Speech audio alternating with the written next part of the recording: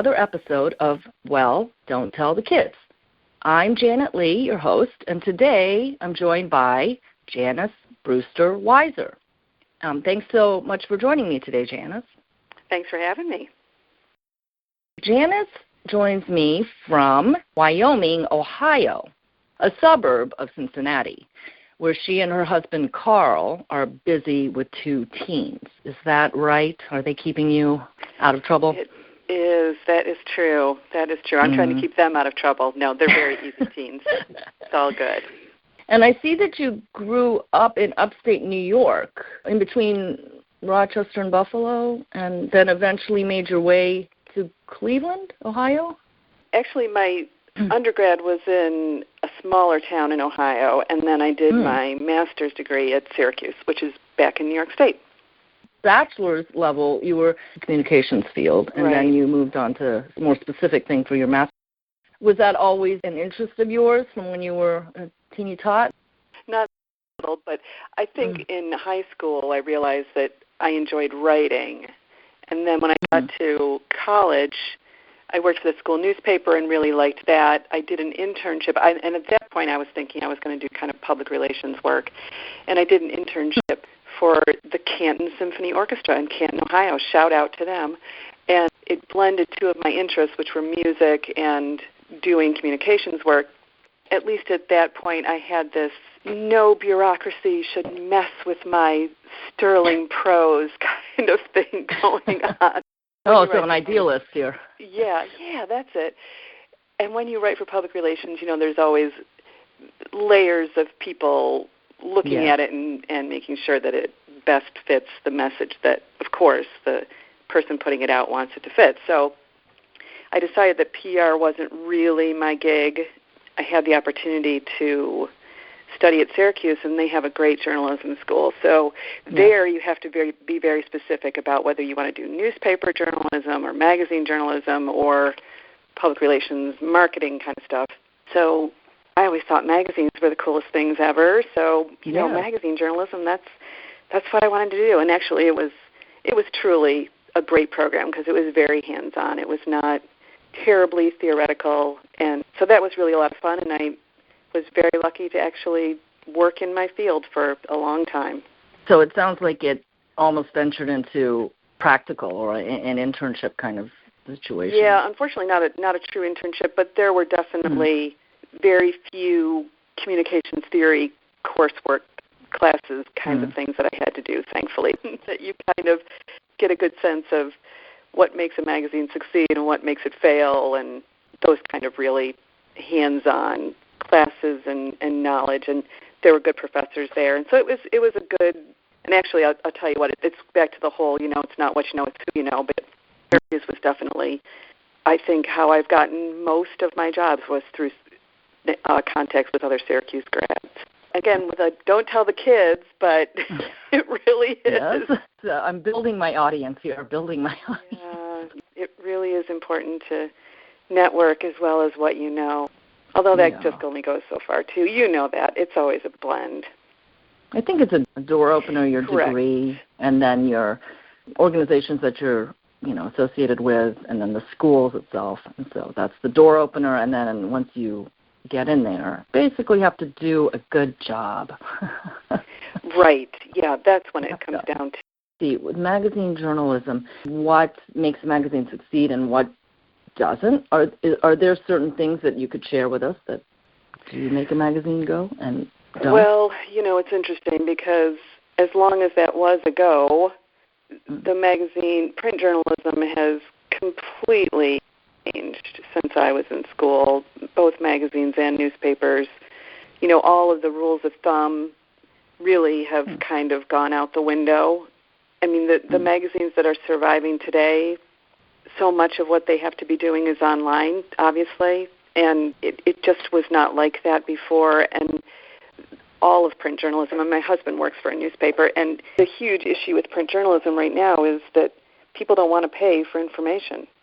The Internet, like music, information like should in the be music free. industry. How do you get people to fund your reporting and your photography and getting you information that maybe somebody who's on Facebook thinks they can give you, but maybe not vetted in a way that it should be. That's interesting. Let me read this quote that I shared with you earlier. It's preparation for this interview. I think you're leading to this. Let's see. It's an online article that I pulled from the Reuters Institute at Oxford, across the pond there, on the role of journalism in the digital age. And it's written by someone named Anya Kroll. And she says, traditional media, like newspapers, radio, or TV, are on a scary roller coaster ride. They are struggling with the loss of audience, revenue, and attention. Journalists are facing, like many other professions and industries, a digitalization of their business. One trend that Ms. Kroll found is that audiences wish to collaborate with journalists on the story. And she also notes that what remains vital are the core values of journalism: to filter, edit, check, pack, analyze, and comment, fundamentals of verification that have existed for decades and won't become obsolete. And I just wanted to put that in there and see if you wanted to expand upon that, those ideas. Those fundamentals of verification that have existed for decades and won't become obsolete. I just kind of want to add that, I hope, at the end, because I think we're in a really weird time, aren't we? That yes, we certainly alternative facts are facts, and no matter what you show somebody in what you would think is something that's logical and reasonable and verifiable, and people still choose to not believe it. I don't know where we go from there. Well, I come at it from a scientist's point of view, engineering, and in the end, physics will prevail. Right. It's like facts will prevail, whether you want to accept them or not. There's gravity, right. And there's effects of policy and things like that. So, yeah, when the polar bears are swimming by your house, then you'll have to accept the fact of global warming, right? Or if some policies do not come to fruition, that now we wander into the social sciences and political science and things like that, economics. And anyway, a little outside of my field. What do you think of these, what did she call it, the collaborative essence quality? Well, I think that's actually, that is pretty amazing. The ability for people to be able to talk back to media is so vast now. It's so different than when it used to be, when you had to sit down and write a letter to an editor, or you had to get through the gatekeepers to have any kind of influence on anything that was happening in the news. So that's pretty amazing. And what I do right now is I work with self-publishing authors, and for them, the way you can publish now is just amazing. I work with people who are instructors and teachers, and they can publish their own books because they know they can sell them at their workshops and their classes and make a nice revenue stream off of those things. And they don't have to wait for some publisher in New York to say yes or no to their book proposal, which is fantastic. That is a huge boon to anybody who wants to get their voice out there. But again, it comes back to who do you listen to and who's got some factual basis in what they're telling you. I've seen it. It's just been a huge advantage and a benefit for folks that want to publish and not go through the horrible, horrible process of submitting book proposal after book proposal only to be rejected by publishers who are only interested in, putting out a few thousand titles a year or whatever, not letting everybody enter that fray. That's been a good thing. Is this your work with Brewster Editorial and the Creative Girlfriends Press? It is. And you've been at that for a while. So this must be the market shift that you're describing or detecting. I've been lucky to be able to remain interested in the field that I studied in for, 25 years now. So that's been nice, but it definitely has kind of shifted around. I've worked for a daily newspaper. I worked for an education association for a while. In D.C., that's what a lot of people do, is association work if they want to work with publications. And then I did a long stint working in custom homes, publications for consumers who are interested in buying or building a custom home. I think your best title is editor of Log Home Living. I've always enjoyed that. Right. Yeah, I have a friend who's the editor of Log Home Living. I know. That's always a good one to throw out there at cocktail parties, right? Because somebody always has an uncle who built a log home. That's what I discovered. It's like, oh, my uncle built a log home. Yes, I've heard that story. Thank you. And I actually still do some work for Log Home Living, which has been great. And it's always fun because it's, and I never thought about this before, it all kind of taps into the same thing, is that these folks have a dream. This is their dream house. And so, you know, it's always exciting to talk to somebody who's coming at a dream and seeing it being fulfilled. And in a lot of ways, the authors that I'm working with are kind of the same thing. I mean, you know, a lot of them have been dreaming about having a book, or it's their dream to be able to share their knowledge of what they do and their technique or whatever with their students. So, yeah, it's always fun to work with people who are passionate about something. You describe freelance writer, editor, and book shepherd. What are the main steps of being a book shepherd for people who are... You know, and I've only been doing this particularly since 2012, but I've actually had the chance to work with 13 different people during that time, which has been really exciting. The process is fairly lengthy, but not nearly as lengthy as it would be with a traditional publisher. So usually we can get a book from rough manuscript to printed books in about 6 months, which is may sound long, but in a traditional publisher that can go from more like 12 to 18 months, sometimes longer. You know, at this point I'm kind of help them with every step, everything from starting with their rough manuscript or even starting with just an outline. I've even had writers who I've kind of provided an outline for. And again, this is nonfiction books. I would not dream of entering into this for a fictional. I mean, I love reading fiction, but I am not in any way suited to edit that kind of work. But those are two different animals. I can sense. Absolutely. Fiction and nonfiction. Yeah. You know, just helping people polish the manuscripts, and then we start talking about: is this going to be a printed book? Is this going to be an ebook? How are you planning to sell it? Will it be print on demand? Do you want to have 500 copies in your garage and you're going to fulfill orders yourselves? Or do you want a fulfillment to take care of that for you? And then working with, I've got a fantastic graphic designer that is so patient. And we go through and just, you know, every step of getting the design for the interior and the cover worked out, and trying to make sure everybody's happy and get everything to the printer and having it look fantastic when it's done. So there's about 1 million steps. Oh, wow. So, but I enjoy really, you know, hand-holding folks through that. And I've been lucky enough that I've had people come back to me for second projects. So that's really been rewarding. That's the ringing endorsement right there. Yeah. To return to. It really is. And I just have been so lucky to have fantastic clients. I just wanted to circle back a little bit. You were talking about how the dream of the log home, and also the dream of being published, a writer publishing. I thought that was very interesting that you picked that out as a theme. And I'll tell you, have you seen La La Land? I have. So yeah, I've actually seen it 3 times. Isn't that crazy? I keep telling my daughter it's like my Frozen. I keep seeing it over and over again. And one thing, I just think it's so charming. There's just, you know, it's unlike a lot of movies you see now. So nothing blows up, which is good. Here's to the dreamers, because it's just, I don't know. You get to a point in your life where you're thinking, am I too old to have a dream? You know what I mean? Are dreamers just young people? Right. I don't know. Let's be practical, please. Yeah. So when, and we touched on this earlier, like when does the idealist turn into the practitioner, the practical person? So I just thought it raised some really interesting, for me personally, it was interesting because I thought, what's my next dream?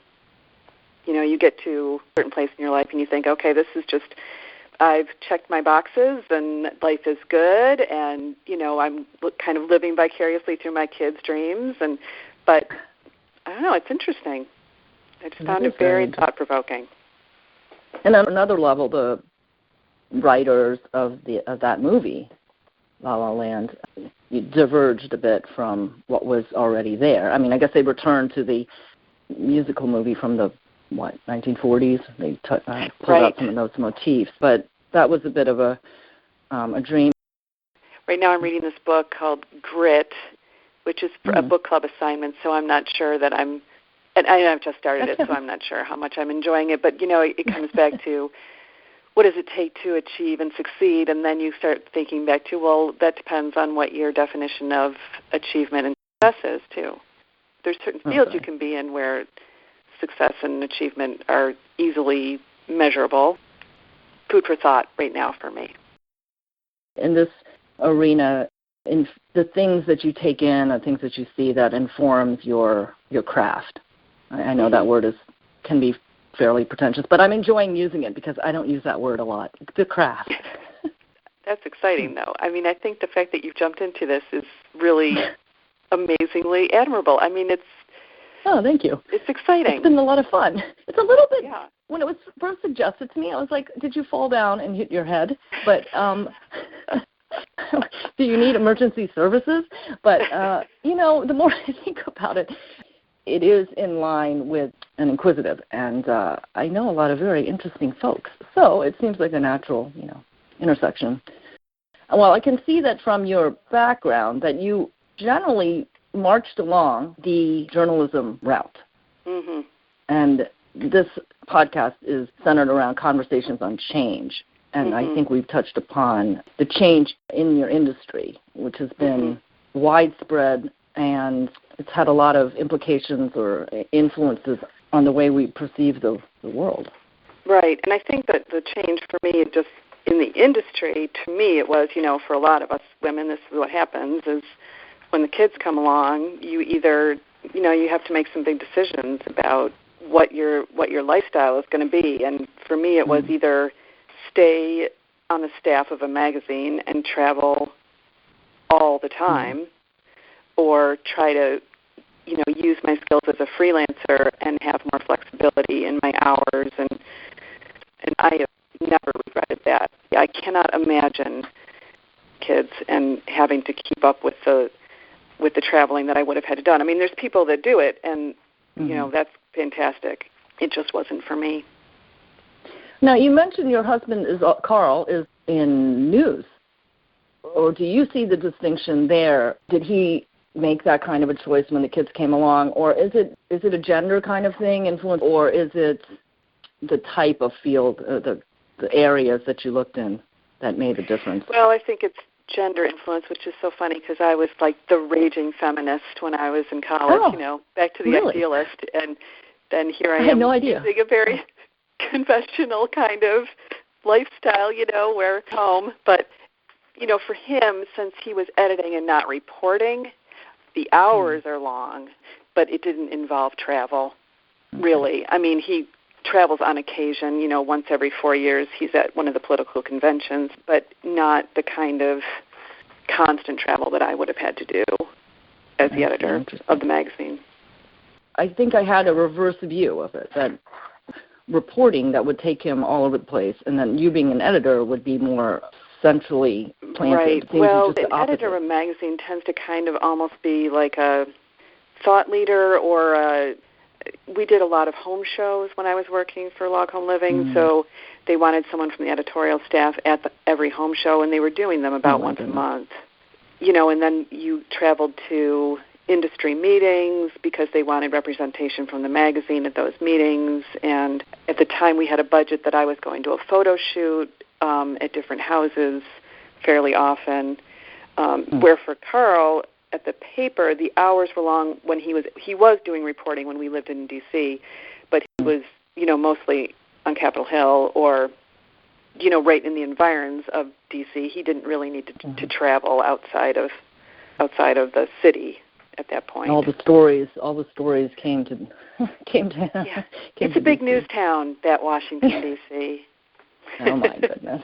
I wish I could, right about now, it's like, I'd like to go to Fiji here. Yeah, I bet. That sounds very interesting. I think that's given a very quick but interesting look at this complicated field, especially for those who may be contemplating entering into it, for study and for internships and for careers. Can you tell me a little bit about, are there coloring books? In 2015, I worked with 5 different contributing artists to design coloring pages for me, and we created a calendar that we self-published through print-on-demand arm is called CreateSpace. And that was actually more successful than I thought it would be. We made the mistake of doing another one in 2016 for 2017 calendar year. And at that point, everyone and their Aunt Sue was doing a coloring book. So it just it didn't fly the way it should have. But it's always good to learn something. Everything's either a blessing or a lesson, right? And that one was a little bit of a lesson. Right. That's the great thing about self-publishing. It really is a very low barrier to entry kind of project. So that's nice. It was interesting. I looked in my college alumni magazine, and one of them had, in the middle, coloring pages. They said, "Who said print wasn't interactive? Color in the rotunda or something." Yeah. And are they having you send them all in so you could do a coloring contest? No, but that is I wouldn't be surprised if that's their next part of their campaign. That's right. There you go. Take a picture of it, hashtag it, and put it out there. Are you a quilter? Is that right? Yes, although it's been far too long since I've had a chance to do much quilting. Several of the authors that I work with are quilters and quilt artists, a little of both traditional kinds of quilting and people who are pushing the boundaries on it. So it's really more of a fiber art. So it's a fun group of people, and I've enjoyed that work a lot. I sensed another coffee table book out of this, quilting. Right. Well, thank you for sharing your insights on the state of journalism. Probably not the best expert, but thank you. This was fun. I think you have plenty of expertise gained from your travels. That's about all the time we have for now, and I wanted to thank you, Janice, for sitting down with me, and thank you all for listening. My guest today has been Janice Brewster Weiser, and I'm Janet Lee. Please stay tuned for more episodes of Well, Don't Tell the Kids.